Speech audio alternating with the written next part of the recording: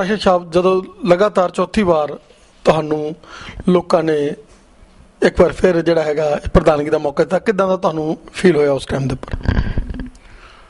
ਮੈਂ ਸਭ ਤੋਂ ਪਹਿਲਾਂ ਸ਼੍ਰੀ ਬ੍ਰਾਹਮਣ ਸਭਾ ਦੇ ਮੇਨ ਅਹੁਦੇਦਾਰਾਂ ਦਾ, ਜ਼ਿਲ੍ਹਾ ਪ੍ਰਧਾਨਾਂ ਦਾ ਅਤੇ ਸਾਰੇ ਬ੍ਰਾਹਮਣ ਸਮਾਜ ਦਾ ਧੰਨਵਾਦ ਕਰਦਾ ਕਿ ਜਿਨ੍ਹਾਂ ਨੇ ਚੌਥੀ ਵਾਰ ਮੇਰੇ 'ਤੇ ਵਿਸ਼ਵਾਸ ਪ੍ਰਗਟ ਕਰਕੇ ਮੇਰੇ ਕੰਮ ਨੂੰ ਦੇਖਦੇ ਹੋਏ ਮੈਨੂੰ ਸ਼੍ਰੀ ਬ੍ਰਾਹਮਣ ਸਭਾ ਪੰਜਾਬ ਦਾ ਪ੍ਰਧਾਨ ਬਣਾਇਆ। ਮੈਂ ਆਪਣੇ ਵੱਲੋਂ ਅਤੇ ਆਪਣੇ ਸਾਰੇ ਗਰੁੱਪ ਵੱਲੋਂ ਸਾਰੇ ਪੰਜਾਬ ਦੇ ਬ੍ਰਾਹਮਣ ਸਮਾਜ ਦਾ ਧੰਨਵਾਦ ਕਰਦਾ। ਸਰ, ਲੋਕ ਕੰਮਾਂ 'ਤੇ ਮੋਹਰ ਲਾਉਂਦੇ ਨੇ, ਜਿੱਦਾਂ ਆਪਾਂ ਦੇਖਿਆ ਕਿ ਪੰਜਾਬ ਸਰਕਾਰ ਜਿਸ ਤਰ੍ਹਾਂ ਦੁਆਰਾ ਹੋਂਦ 'ਚ ਆਈ, ਲੋਕ ਮਤਲਬ ਅੱਜ ਭੁੱਲਦੇ ਨਹੀਂ। ਅੱਜ ਦਾ ਜਿਹੜਾ ਇਨਸਾਨ ਹੈਗਾ, ਜੇ ਤੁਸੀਂ ਆਪਣੇ ਟੈਨਿਓਰ ਦੇ ਵਿੱਚ ਕੰਮ ਕਰਦੇ ਹੋ, ਮਿਹਨਤ ਕਰਦੇ ਹੋ, ਲੋਕਾਂ ਦੇ ਕੰਮ ਆਉਂਦੇ ਹੋ ਅਤੇ ਸਭਾ ਨੂੰ ਅੱਗੇ ਲੈ ਕੇ ਜਾਂਦੇ ਹੋ, ਤਾਂ ਹੀ ਉਹ ਇਸ ਚੀਜ਼ ਦਾ ਫਤਵਾ ਦਿੰਦੇ ਹਨ। ਕੀ ਤੁਹਾਡਾ ਜਿਹੜਾ ਪਹਿਲਾਂ ਜਿਸ ਤਰੀਕੇ ਦੇ ਨਾਲ ਤੁਸੀਂ ਲੋਕ ਸੇਵਾ ਦੇ ਵਿੱਚ, ਔਰ ਤੁਹਾਡਾ ਫੋਨ ਜਿਹੜਾ ਹੈਗਾ ਮੋਬਾਈਲ ਲੋਕਾਂ ਲਈ ਹਮੇਸ਼ਾ ਆਨ ਰਹਿੰਦਾ ਸੀਗਾ, ਆਪਣੇ ਬਿਜ਼ਨਸ ਲਈ ਤੁਸੀਂ ਜਿੱਦਾਂ ਮਰਜ਼ੀ ਕਰੋ, ਕੀ ਇਹ ਜਿਹੜਾ ਹੈਗਾ ਉੱਦਾਂ ਹੀ ਮਤਲਬ ਜਿਹੜਾ ਹੈਗਾ ਚੱਲੀ ਜਾਊਗੀ ਸੇਵਾ ਤੁਹਾਡੀ? ਮੈਂ ਆਪਣੇ ਜੀਵਨ ਦਾ ਟੀਚਾ ਇਹ ਮਿੱਥਿਆ ਕਿ ਦੇਸ਼ ਦੀ ਸੇਵਾ, ਆਪਣੇ ਸੂਬੇ ਦੀ ਸੇਵਾ, ਉਹਦੇ ਨਾਲ ਨਾਲ ਆਪਣੇ ਸਮਾਜ ਦੀ ਸੇਵਾ, ਧਾਰਮਿਕ ਕੰਮਾਂ ਦੇ ਵਿੱਚ ਸਭ ਤੋਂ ਅੱਗੇ ਹੋ ਕੇ ਕੰਮ ਕਰਨ ਦੇ ਵਿੱਚ ਮੈਂ ਰੁਚੀ ਰੱਖਦਾ ਅਤੇ ਮੈਂ ਜ਼ਿਆਦਾ ਪ੍ਰੈਕਟੀਕਲ ਹੋਣ ਦੇ ਵਿੱਚ ਮੇਰਾ ਵਿਸ਼ਵਾਸ ਹੈ। ਜਿਹੜੇ ਲੋਕ ਗੱਲਾਂ ਜ਼ਿਆਦਾ ਕਰਦੇ ਨੇ, ਕੰਮ ਨੂੰ ਨਹੀਂ ਕਰਦੇ, ਸਮਾਜ ਨੂੰ ਅੱਗੇ ਨਹੀਂ ਲਿਜਾ ਸਕਦੇ। ਜਿਹੜੀ ਮੇਰੀ ਸੋਚ ਹੈ, ਸਾਡਾ ਸਮਾਜ ਅੱਗੇ ਤਦ ਹੀ ਵੱਧ ਸਕਦਾ ਹੈ, ਸਾਡਾ ਦੇਸ਼ ਅੱਗੇ ਤਦ ਹੀ ਵੱਧ ਸਕਦਾ ਹੈ ਜੇ ਅਸੀਂ ਸਵੈਮ ਆਪਣਾ ਕੰਮ ਲੋਕਾਂ ਨੂੰ ਕਰਕੇ ਦਿਖਾਈਏ ਅਤੇ ਆਪਣੇ ਰਿਜ਼ਲਟ ਦਈਏ। ਜਿਸ ਤਰ੍ਹਾਂ ਤੁਸੀਂ ਸਵਾਲ ਕੀਤਾ ਹੈ ਕਿ ਸਰਕਾਰ ਦੁਆਰਾ ਰਿਪੀਟ ਹੋਈ ਹੈ, ਜੇ ਸਰਦਾਰ ਪ੍ਰਕਾਸ਼ ਸਿੰਘ ਬਾਦਲ ਮੁੱਖ ਮੰਤਰੀ ਪੰਜਾਬ, ਸਰਦਾਰ ਸੁਖਬੀਰ ਸਿੰਘ ਬਾਦਲ ਉਪ ਮੁੱਖ ਮੰਤਰੀ ਪੰਜਾਬ ਲੋਕਾਂ ਦੇ ਦਿਲਾਂ ਦੇ ਵਿੱਚ ਵਸੇ ਨੇ, ਉਹ ਇਹ ਨਹੀਂ ਕਿ ਉਹ ਬਾਦਲ ਫੈਮਿਲੀ ਹੈ, ਉਹ ਇਹ ਨਹੀਂ ਕਿ ਅਕਾਲੀ ਦਲ ਹੈ, ਉਹਨਾਂ ਨੇ ਆਪਣੇ ਡਿਵੈਲਪਮੈਂਟ ਦਾ ਏਜੰਡਾ ਲੋਕਾਂ ਦੇ ਘਰ ਘਰ ਦੇ ਵਿੱਚ ਪਹੁੰਚਾਇਆ। ਲੋਕਾਂ ਨੂੰ ਕਿਸ ਤਰ੍ਹਾਂ ਸਹੂਲਤਾਂ ਦੇਣੀਆਂ ਨੇ ਅਤੇ ਸਾਰੇ ਜਿੰਨੇ ਵੀ ਲੋਕ ਇੱਥੇ ਚਾਹੇ ਕਿਸੇ ਵੀ ਧਰਮ ਦੇ ਵਿੱਚ ਵੱਸਦੇ ਨੇ, ਉਹਨਾਂ ਦੇ ਨਾਲ ਕਿਸ ਤਰ੍ਹਾਂ ਪਿਆਰ ਅਤੇ ਸਤਿਕਾਰ ਨਾਲ ਉਹਨਾਂ ਨੂੰ ਮਾਣ ਦੇਣਾ ਅਤੇ ਆਪਣੀ ਜਿਹੜੀ ਵੀ ਪਰਜਾ ਹੈ ਉਹਦਾ ਖਿਆਲ ਰੱਖਣਾ, ਤਦ ਹੀ ਇਹ ਸਰਕਾਰ ਦੁਆਰਾ ਰਿਪੀਟ ਕਰੀ ਹੈ।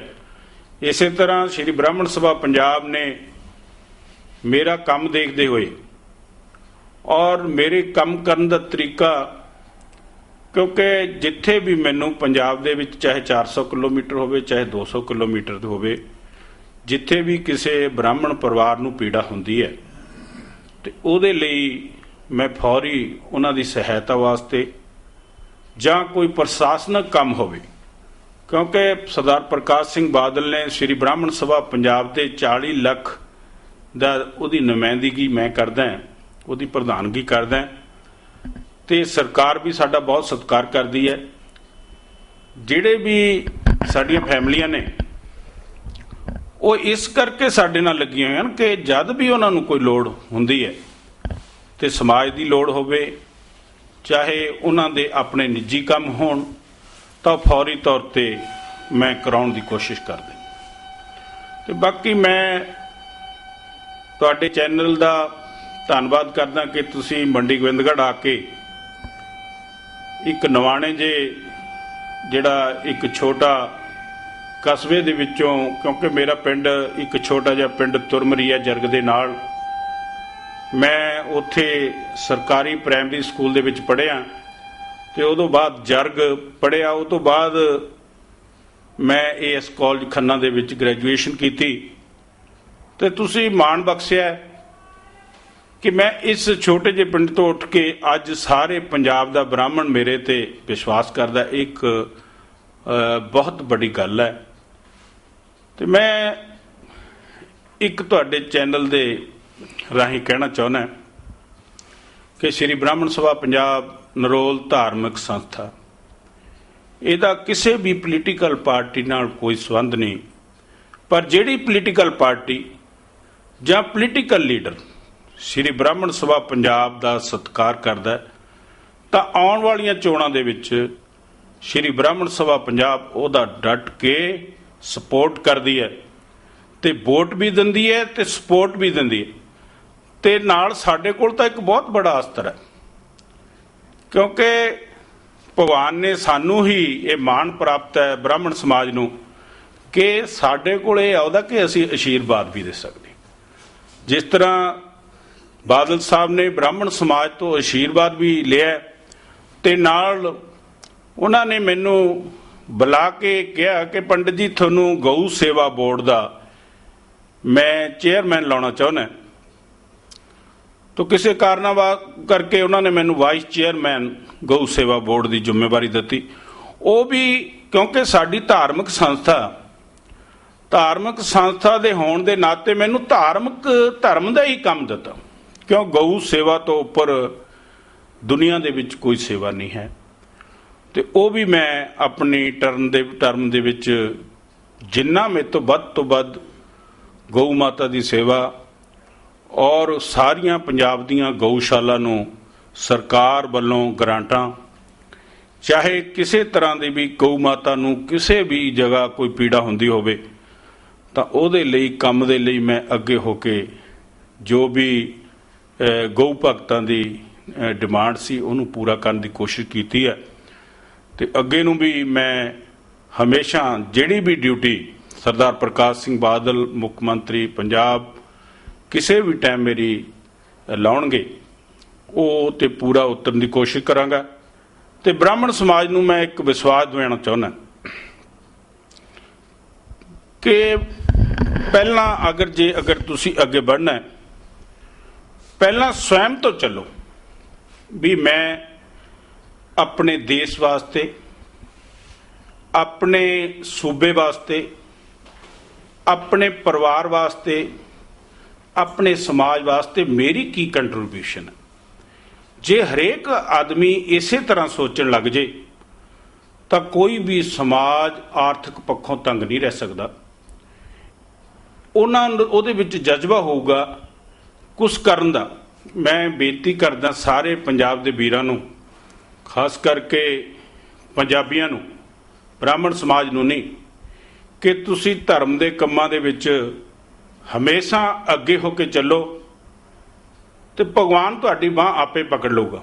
ਇੱਕ ਛੋਟੀ ਜੀ ਮਿਸਾਲ ਮੈਂ ਤੁਹਾਨੂੰ ਦੇਣੀ ਚਾਹੁੰਦਾ ਕਿ ਸਾਡੇ ਮਨ ਦੇ ਵਿੱਚ ਆਇਆ ਕਿ 336 ਸਾਲ ਪਹਿਲਾਂ ਪੰਡਿਤ ਕਿਰਪਾ ਰਾਮ ਜੀ ਗੁਰੂ ਤੇਗ ਬਹਾਦਰ ਮਹਾਰਾਜ ਜੀ ਕੋਲ ਅਨੰਦਪੁਰ ਸਾਹਿਬ ਆਏ ਸੀ, ਜਦੋਂ ਔਰੰਗਜ਼ੇਬ ਨੇ ਬ੍ਰਾਹਮਣਾਂ ਤੇ ਹੀ ਨਹੀਂ ਪੂਰੇ ਵਿਸ਼ਵ ਦੇ ਹਿੰਦੁਸਤਾਨ ਦੇ ਹਰ ਇੱਕ ਵਸਿੰਦੇ ਤੇ, ਰਿਸ਼ੀ ਮੁਨੀਆਂ ਤੇ ਇੰਨਾ ਜ਼ੁਲਮ ਕੀਤਾ ਸੀ ਕਿ ਰਿਸ਼ੀ ਮੁਨੀਆਂ ਤੇ ਬ੍ਰਾਹਮਣਾਂ ਨੂੰ ਤਾਂ ਉਹਨੇ ਆਦੇਸ਼ ਹੀ ਦੇ ਦਿੱਤਾ ਸੀ ਆਪਣੇ ਅਹਿਲਕਾਰਾਂ ਨੂੰ ਕਿ ਜਿੰਨਾ ਚਿਰ 1.25 ਮਣ ਜਨੇਊ ਤੁਸੀਂ ਨਹੀਂ ਉਤਾਰ ਕੇ ਲਿਆਉਂਦੇ ਉਹਨਾਂ ਚਿਰ ਮੈਂ ਅੰਨ ਗ੍ਰਹਿਣ ਨਹੀਂ ਕਰਨਾ। ਇਹ ਜ਼ੁਲਮ ਨਾ ਸਹਿੰਦੇ ਹੋਏ ਤਾਂ ਪੰਡਿਤ ਕਿਰਪਾ ਰਾਮ ਜੀ 1675 ਦੇ ਵਿੱਚ ਗੁਰੂ ਤੇਗ ਬਹਾਦਰ ਮਹਾਰਾਜ ਜੀ ਦੇ ਕੋਲ ਅਨੰਦਪੁਰ ਸਾਹਿਬ, ਜਿੱਥੇ ਬ੍ਰਾਹਮਣਾਂ ਨੂੰ ਲੈ ਕੇ ਆਏ ਸੀ, ਉਹ ਪੂਰੇ ਹਿੰਦੂ ਸਮਾਜ ਨੂੰ ਲੈ ਕੇ ਆਏ ਸੀ, ਕਿਉਂਕਿ ਬ੍ਰਾਹਮਣ ਅਗਰਣੀ ਸ਼੍ਰੇਣੀ ਹੈ। ਇਤਿਹਾਸ ਗਵਾਹ ਹੈ ਕਿ ਰਾਜੇ ਮਹਾਰਾਜੇ ਜਿੰਨੇ ਵੀ ਵੱਡੇ ਲੋਕ ਸੀ ਉਹ ਬ੍ਰਾਹਮਣਾਂ ਦੀ ਰਹਿ ਤੋਂ ਬਗੈਰ ਬਿਲਕੁਲ ਨਹੀਂ ਸੀ ਚੱਲਦੇ। ਤੇ ਉਸੇ ਤਰ੍ਹਾਂ ਸਾਡੇ ਕਿਰਪਾ ਰਾਮ ਜੀ ਉਹਨਾਂ ਕੋਲ ਆਏ ਸੀ ਤਾਂ ਗੁਰੂ ਤੇਗ ਬਹਾਦਰ ਹਿੰਦ ਦੀ ਚਾਦਰ ਜੀ ਨੇ ਇੱਕ ਹੀ ਗੱਲ ਕਹੀ ਸੀ ਕਿ ਜਾਓ ਬ੍ਰਾਹਮਣੋ, ਜਾਓ ਹਿੰਦੂ ਦੇ ਵਾਸੀਓ, ਤਿਲਕ ਔਰ ਜਨੇਊ ਦੀ ਰੱਖਿਆ, ਚਾਹੇ ਮੈਨੂੰ ਪ੍ਰਾਣਾਂ ਦੀ ਆਹੂਤੀ ਨਾ ਦੇਣੀ ਪਵੇ, ਮੈਂ ਤੁਹਾਡੀ ਰੱਖਿਆ ਕਰਾਂਗਾ। ਉਸ ਦੇ ਉਪਲਕਸ਼ ਦੇ ਵਿੱਚ ਅਸੀਂ 336 ਸਾਲ ਬਾਅਦ ਇੱਕ ਸਾਡੇ ਮਨ ਦੇ ਬੁਲਬੁਲੇ ਸਨ ਕਿ ਅਸੀਂ ਕਿਉਂ ਨਾ ਉਹਨਾਂ ਮਹਾਨ ਗੁਰੂਆਂ ਦਾ ਧੰਨਵਾਦ ਕਰਨ ਜਾਈਏ ਜਿਨ੍ਹਾਂ ਨੇ ਸਾਰੇ ਧਰਮਾਂ ਦੀ ਰੱਖਿਆ ਕੀਤੀ। ਤੇ ਇੱਕ ਅਸੀਂ ਉਪਰਾਲਾ ਕੀਤਾ ਸੀ ਕਿ ਅਸੀਂ 101 ਬੱਸ ਲੈ ਕੇ ਮੈਸਰਖਾਨਾ ਮੰਦਿਰ, ਜੋ ਕਿ ਸਾਡਾ ਬਹੁਤ ਹੀ ਪਵਿੱਤਰ ਸਥਾਨ ਹੈ ਬ੍ਰਾਹਮਣਾਂ ਦਾ ਬਠਿੰਡੇ, ਤੇ ਉੱਥੋਂ ਅਨੰਦਪੁਰ ਸਾਹਿਬ ਜਾਵਾਂਗੇ। ਅਨੰਦਪੁਰ ਸਾਹਿਬ 'ਚ ਰਕਾਬਗੰਜ ਸਾਹਿਬ ਗੁਰਦੁਆਰਾ ਦਿੱਲੀ ਵਿੱਚ ਜਾ ਕੇ ਉਹਨਾਂ ਨੂੰ ਨਮਨ ਕਰਾਂਗੇ।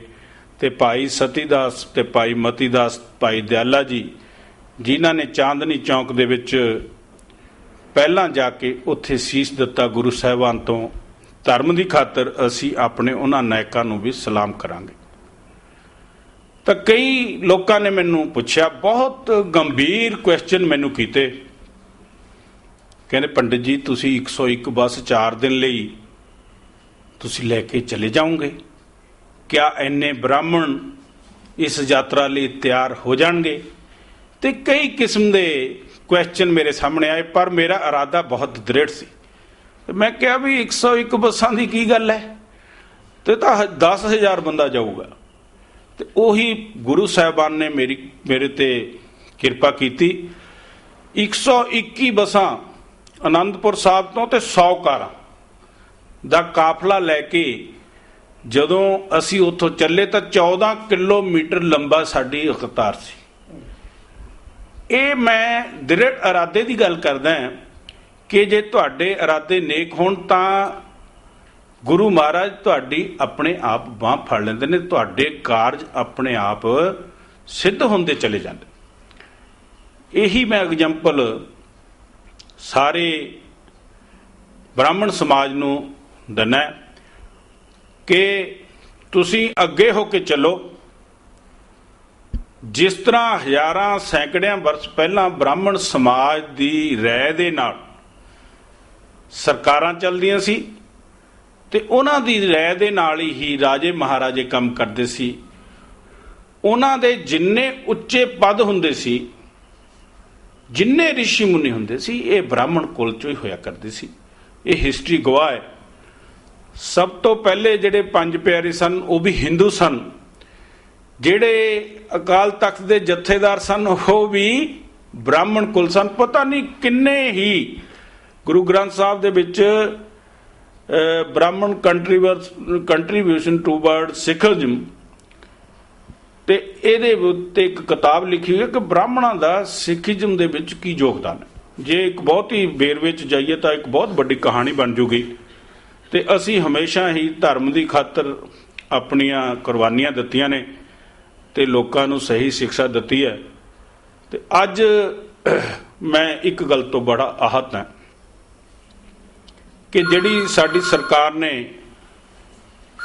ਜਦੋਂ ਦੇਸ਼ ਆਜ਼ਾਦ ਹੋਇਆ ਤੇ ਇਹ ਗੱਲ ਕਹੀ ਸੀ ਕਿ ਅਸੀਂ 10 ਸਾਲ ਲਈ ਰਿਜ਼ਰਵੇਸ਼ਨ ਉਹਨਾਂ ਦਵੇ ਕੁਚਲੇ ਲੋਕ, ਦਲਿਤ ਸਮਾਜ ਨੂੰ, ਜਾਂ ਜਿਹੜੇ ਵੀ ਆਰਥਿਕ ਪੱਖੋਂ ਤੰਗ ਸੀ, ਅਸੀਂ 10 ਸਾਲ ਲਈ ਉਹਨਾਂ ਨੂੰ ਰਿਜ਼ਰਵੇਸ਼ਨ ਦੇਵਾਂਗੇ।